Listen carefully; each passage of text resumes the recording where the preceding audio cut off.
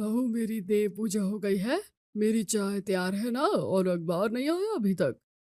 अनुश्री, मैं जिम से आ गया, मेरी ग्रीन टी कहाँ है? और हाँ, आज मेरे साथ साथ मेरे दोस्तों का भी टिफिन देना, उसकी वाइफ मायके गई है। बहू, तुमने धूप की डब्बी कहाँ रख दी? मुझे धूप जलाना है, मिल नहीं रही है। अनुश्री, कल रात को मैंने तुम्हें एक पीपीटी चेक करने के लिए दी थी, हो गई क्या? ये है शर्मा निवास। यहाँ की हर सुबह ऐसी ही होती है।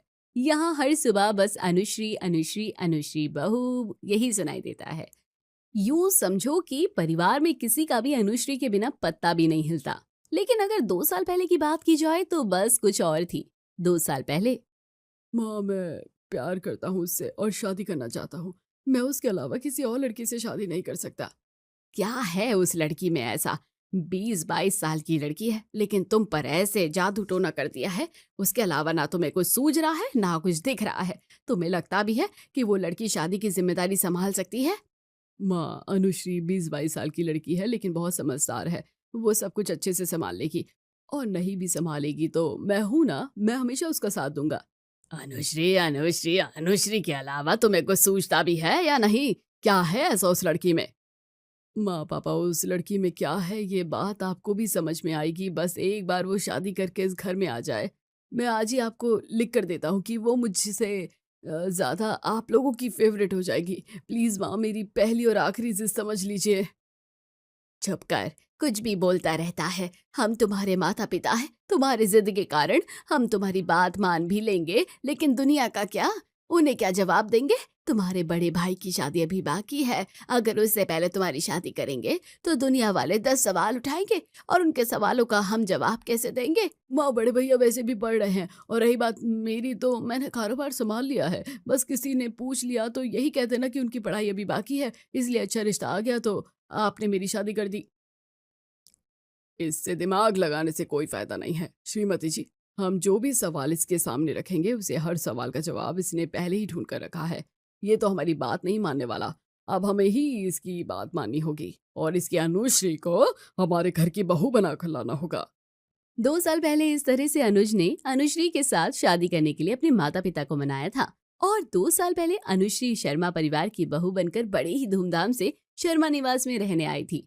शादी के वक्त उम्र से 21-22 साल की वो लड़की क्या है घर संभालेगी, ऐसा सबको लगता था। लेकिन जिस तरह से सिर्फ घर ही नहीं, रिश्ते भी अनुश्री ने संभाले थे, वो सच में काबिले तारीफ थे। 2 साल बाद पापा जी, माँ जी, भैया, आप सबको जो जो चाहिए था वो सब मैंने आपके यहाँ आने से पहले ही टी पॉय पर रख दिया है। और अनुज, मैंने तुम्हारी पीपीटी भी चेक करके कलेक्शन हाईलाइट करके कमरे में रख दी है।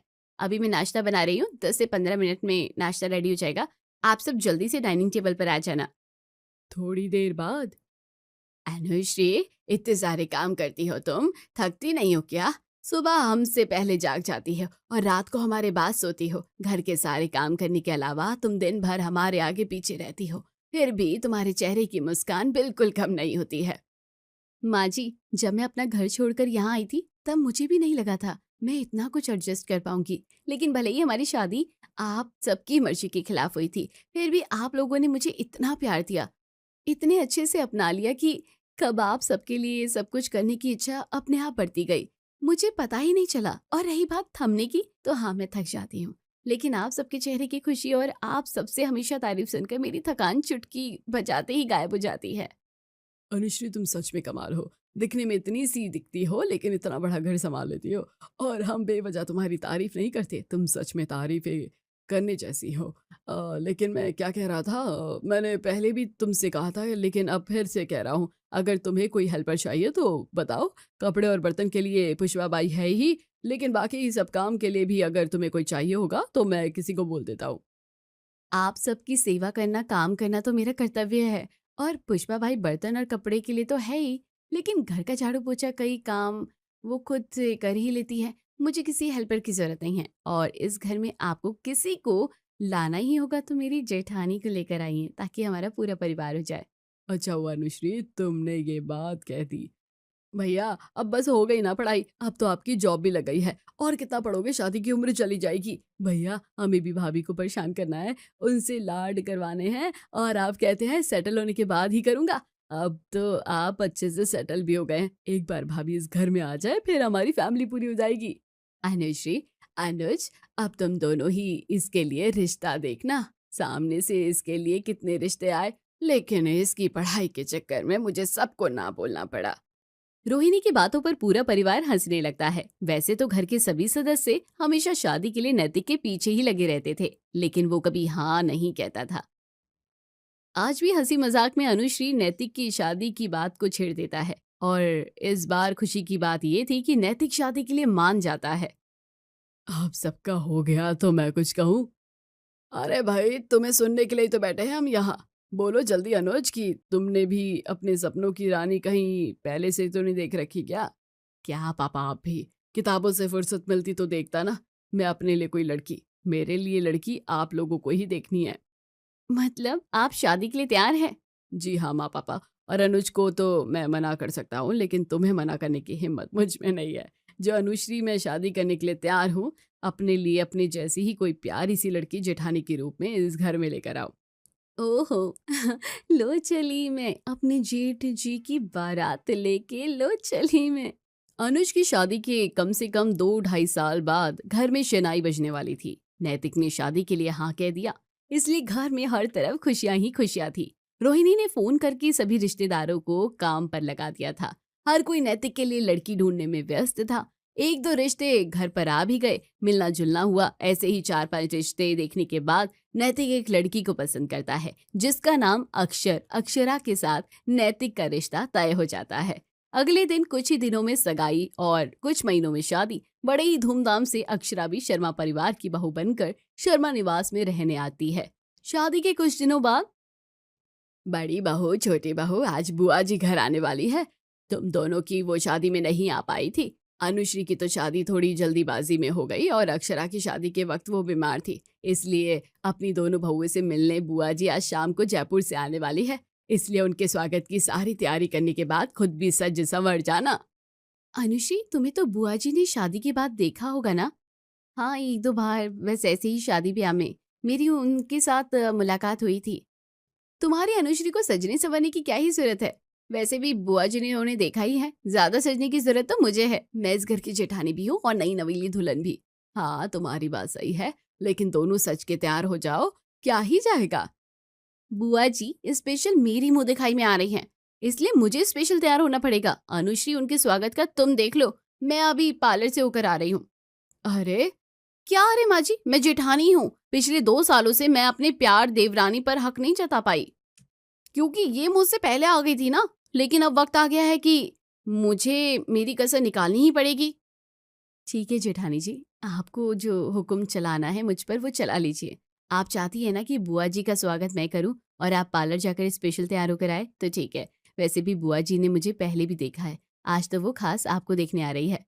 अनुश्री के ऐसे कहते ही अक्षरा अनुश्री को गले से लगा लेती है और अपना पर्स उठाकर पार्लर चली जाती है। थोड़ी देर बाद, खुद को जेठानी बताने का बड़ा ही शौक है इसे, लेकिन इसका बर्ताव जेठानी की तरह बिल्कुल भी नहीं है।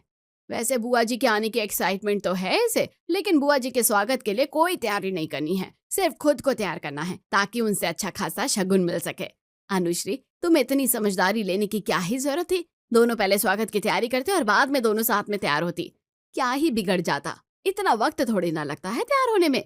जाने दीजिए माँ जी, अभी वो इस घर में नहीं है। जैसे जैसे दिन बीतेंगे उन्हें भी अपनी जिम्मेदारियों का एहसास अपने आप ही हो जाएगा। जैसे ही बुआ जी के आने की खबर मिलती है, अक्षरा तुरंत तैयार होने के लिए पार्लर चली जाती है। अनुश्री घर के सारे काम खत्म करती है, बुआ जी के लिए स्वादिष्ट खाना बनाती है और बाद में खुद तैयार होती है। शाम के समय खान पान के बाद घर के सभी सदस्य हॉल में बैठे हुए थे। बहुओं के मामले में प्रेमलाल और रोहिणी, तुम दोनों तो बड़े ही किस्मत वाले हो। तुम्हारी पहली बहू की बराबरी तो पूरे खानदान में कोई नहीं कर सकता, और अब ये दूसरी भी बिल्कुल चांद का टुकड़ा है। चलो दोनों बहू ऐसे सामने आओ, मुझे तुम दोनों को कुछ देना है। बुआ जी के ऐसे कहते ही सबसे पीछे बैठी हुई अक्षरा दौड़कर सामने आती है और बुआ जी के सामने जाकर खड़ी हो जाती है।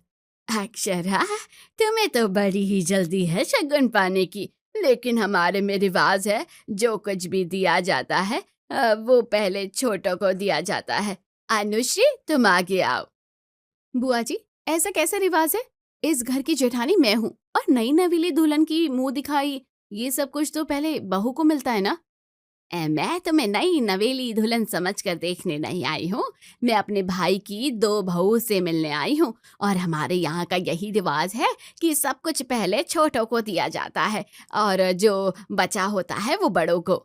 आपके यहाँ का रिवाज मैं नहीं जानती, मैं जेठानी हूँ, सब कुछ मुझे पहले मिलना चाहिए, मैं बड़ी हूँ, ये मेरा अधिकार है। अरे बुआ जी कोई बात नहीं, दीदी चाहती है कि आप उन्हें पहले शगुन दे तो आप उन्हें दे दीजिए, मैं बाद में ले लूंगी। वैसे भी पहले मैं आई हूँ इस घर में, इस हिसाब से तो मैं ही बड़ी हुई। इस बार भी अनुश्री समझदारी से काम ले लेती है और जेठानी ही नई नवेली दुल्हन हूँ ऐसा कहकर अक्षरा बुआ जी से अपना शगुन ले लेती है। अब हर चीज में ऐसा ही होने लगा था। तुम देवरानी हो, तुम रुको, मैं जेठानी हूँ, मेरा हक पहले है, ये कहकर अक्षरा हर एक चीज में अनुश्री को पीछे छोड़ रही थी और खुद कुछ भी लेने के लिए सबसे आगे रह रही थी। शुरुआती दिनों में अनुश्री ने तो हमेशा समझदारी से काम लिया था, लेकिन अब थोड़ा बहुत अनुश्री को भी बुरा लगने लगा था। मैं जेठानी हूँ, मैं जेठानी हूँ, ये बात सुनकर घर का हर एक सदस्य पक गया था। ऐसे ही एक दिन, बहू त्योहार आ रहे हैं, इसलिए मैं सोच रही थी कि हमारी जो पुरानी ज्वेलरी है हम वो ज्वेलर को दे देते हैं और उनसे नए डिजाइन में नई ज्वेलरी खरीद लेते हैं। बाहर तो बहुत धूप है, ऊपर से त्योहारों की तैयारी भी चल रही है, हम बाहर नहीं जा सकते, इसलिए मैंने ही ज्वेलर को घर बुलवा लिया है। तुम्हारे सारे काम खत्म कर लो, वो आता ही होगा। अच्छा क्या माँ जी, आपने ज्वेलर को घर ही बुला लिया? वैसे भी शादी के टाइम पर आपने मुझे जो ज्वेलरी दी थी वो मुझे बिल्कुल पसंद नहीं आई है, उसकी डिजाइन तो पुराने जमाने की है। ज्वेलर को घर सिर्फ मैं मेरे लिए और अनुश्री के लिए बुलाया है, तुम्हारे लिए नहीं। तुम्हें तो पता नहीं क्या शादी में जो ज्वेलरी दी जाती है वो कम से कम दुल्हन को 1 साल इस्तेमाल करनी होती है। अगर तुम्हें चाहिए तो मैं तुम्हें कोई एक ज्वेलरी दिला सकती हूँ, लेकिन हम तुम्हारी सभी ज्वेलरी बेचकर नहीं ज्वेलरी खरीद सकते।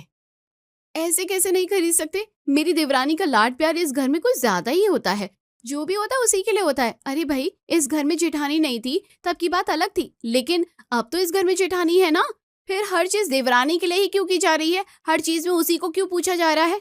दीदी आप कहीं की बात कहीं लेकर क्यों जा रही हैं? माँ जी मेरे लिए नए गहने बनवाना चाहती है और आपके लिए नहीं, ये बात नहीं है। वो आपके लिए भी बनवाती, लेकिन आपकी शादी को भी 1 साल अभी नहीं हुआ है और शादी को 1 साल नहीं होने पर हम शादी के गहने को नहीं बेच सकते, ये बात है। इसमें देवरानी और जेठानी, मैं पहले आई हूँ आप बाद में आई हूँ, इसकी क्या बात है? इस घर में हर कोई हमेशा मुझे कुछ ना कुछ सिखाता ही रहता है। जेठानी हूँ लेकिन सब मुझे मूर्ख समझते हैं। एक तुम ही बाकी थी जिसने मुझे ज्ञान नहीं बांटा था, लो अब तुमने ही बहती गंगा में हाथ धो लिया। अरे दीदी मेरे कहने का मतलब ये नहीं था, सुनो तो। अक्षरा रोते हुए अपने कमरे में चली जाती है। छोटी छोटी बातों पर मुंह फुला लेना, झगड़ा करना, जब से शादी करके आई थी तब से अक्षरा यही कर रही थी। कुछ लेना हो तो सबसे आगे और कुछ करना हो तो सबसे पीछे। उसके ऐसे बर्ताव में शांति भरे परिवार की शांति खराब कर दी थी। पहले कई दिनों तक अनुश्री ने काफी समझदारी दिखाई, लेकिन अब पानी सिर के ऊपर जा रहा था। पहले तो सिर्फ मुझे ये पहले चाहिए, मैं जेठानी हूँ, इतना ही अक्षरा कहती थी। अब तो बिना कुछ किया, बिना जेठानी की जिम्मेदारी उठाए हमेशा अनुश्री को उल्टा सीधा बोलती रहती थी। जेठानी होने का रौब दिखाती थी। अनुश्री घर के सभी काम करती थी, इसलिए अक्षरा ने उसे बहुत ही हल्के में ले लिया था। यूं मानो तो घर में काम करने वाली नौकरानी ही समझ लिया था। अक्षरा को तो बस तैयार होकर इधर उधर घूमने में इंटरेस्ट था, कुछ करने संवरने में नहीं। ऐसे ही एक दिन, बहू हमारे मोहल्ले में जो पहले घर है ना, सिंघानिया निवास, वहां पर कुछ पूजा थी, इसलिए उन्होंने मोहल्ले की सारी औरतों को खाने पर बुलाया है। कुछ साज श्रृंगार की चीज भी देने वाले हैं। तुम्हें तो पता है मेरे घुटनों में कितना दर्द है, इतनी देर तक नीचे बैठना मुझसे नहीं होगा। पिछली बार शाह बहन के यहाँ भी ऐसा ही हुआ था, तब बड़ी बहू जाकर आई थी। अब तुम भी चली जाओ, वैसे भी उनकी बहू और तुम्हारी अच्छे से बनती है और उसे भी अच्छा लगेगा। जैसा आप कहीं माँ जी। ऐसे कैसे? घर में जेठानी के होते हुए हर तरफ देवरानी को मंडराने की कोई जरूरत नहीं है। हाँ, अभी तक मैं इस घर में नहीं थी तब तो तुमने कहीं भटक लिया, इधर उधर जो जान पहचान करनी थी, मान सम्मान लेना था, वो सब कुछ तुमने कर लिया। अब मैं आ गई हूँ, इसलिए मेरी जगह पर जो तुम अपना टेंट लगाकर बैठ गई हो ना, वो टेंट जितनी जल्दी हो सके उतनी जल्दी हटा दो, क्योंकि इस घर की बड़ी बहू और तुम्हारी जेठानी अब आ गई है। जो कुछ भी है वो सब मैं करूंगी। देवरानी तो घर में शोभा देती है। रोहिणी के मना करने के बावजूद अक्षरा झगड़ा करके अनुश्री को घर पर रोक लेती है और खुद मान सम्मान पाने के लिए सिंघानिया के यहाँ भोजन करने चली जाती है। बोलने की और बर्ताव की हर सीमा अक्षरा ने लांघ दी थी। अनुश्री सिंघानिया के यहाँ जाने के लिए तैयार होकर बैठी थी, लेकिन झगड़ा करके अक्षरा वहाँ चली जाती है। आज तो इस बात से अनुश्री को भी गुस्सा आ गया था।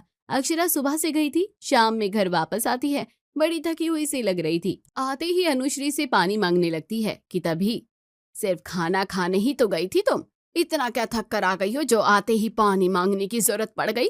तुम्हें देखकर तो ऐसा लग रहा है कि तुम खाना खाने 4-5 घर छोड़कर नहीं, 4-5 गांव छोड़कर कहीं गई थी।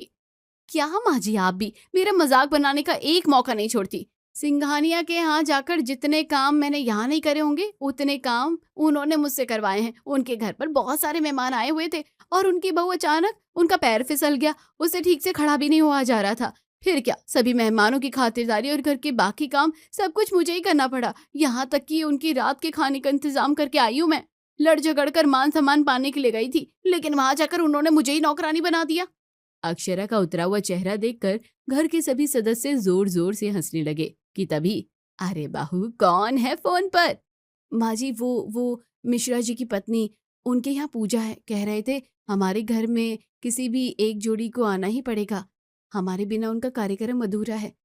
तो मैंने कह दिया कि हमारी जेठानी जी और जेठ जी आ जाएंगे। तो मैं इस घर में पहले आई थी, अब पुरानी हो गई हूँ, हर तरफ जाकर आई हूँ, और वैसे भी दीदी मेरी जेठानी है, कहीं भी जाने का मान उनका है। सही किया ना दीदी मैंने? अरे नहीं नहीं, इस घर में तुम पहले आई हो, हमारे सारे रिश्तेदार मुझसे ज्यादा तुमको जानते हैं। जहाँ भी जाना हो वहां तुम ही चली जाओ, मुझे नहीं जाना कहीं पर। ऐसे कैसे, आप तो मेरी जेठानी है ना, आपको ही जाना चाहिए। अरे गड्ढे में डाल जेठानी को, मैं कह रही हूँ ना तुम चली जाओ, तो बस अब तुम ही जाओगी। जी जेठानी जी। तो दोस्तों, कैसी लगी आपको ये मजेदार कहानी? कमेंट बॉक्स में जरूर बताइए। चैनल को अभी तक सब्सक्राइब नहीं किया तो जल्दी जाकर कर लीजिए।